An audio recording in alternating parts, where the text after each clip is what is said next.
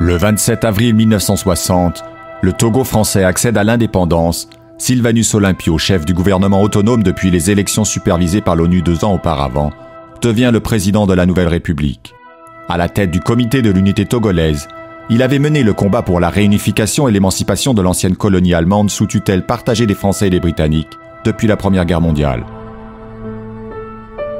L'Allemagne avait colonisé cette région de l'Afrique de l'Ouest dans la seconde moitié du XIXe siècle, en négociant des protectorats avec les chefs de la côte.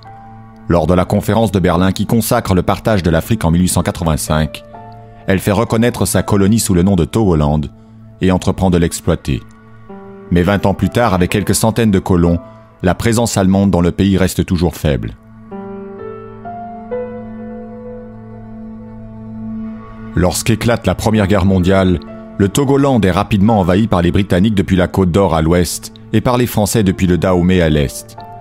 Les Allemands capitulent dès août 1914 et sont expulsés. La colonie est occupée conjointement par la France et la Grande-Bretagne. Après la guerre, la Société des Nations attribue un mandat sur la partie ouest aux Britanniques et sur la partie est avec la capitale Lomé aux Français.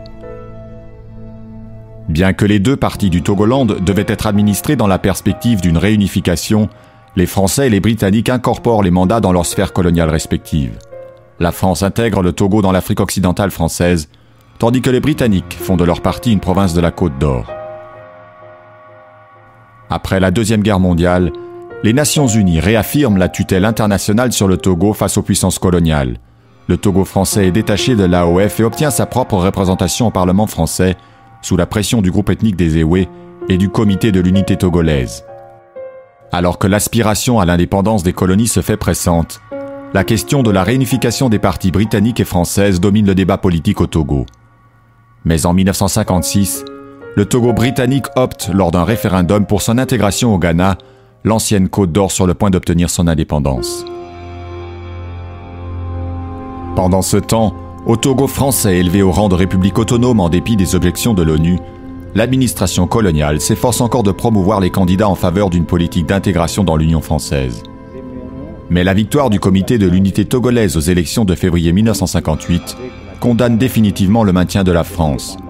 Sylvanus Olympio est chargé de former un gouvernement et 6 mois plus tard, la levée de la tutelle par les Nations Unies ouvre la voie à une indépendance complète du pays. La présidence de Sylvanus Olympio sera de courte durée. En janvier 1963, moins de 3 ans après l'indépendance, alors que le chef de l'État refuse l'intégration dans l'armée des anciens militaires engagés volontaires des campagnes d'Algérie et du Vietnam et s'apprête à abandonner le franc CFA, il est assassiné lors d'un coup d'État mené par Étienne Eyadema et les demi-soldes. L'ancien Premier ministre Nicolas Grunitzky, favorable au rapprochement avec la France, lui succède, mais 4 ans plus tard, il est à son tour déposé par Eyadema, qui s'installe au pouvoir et impose sa dictature pour 4 décennies.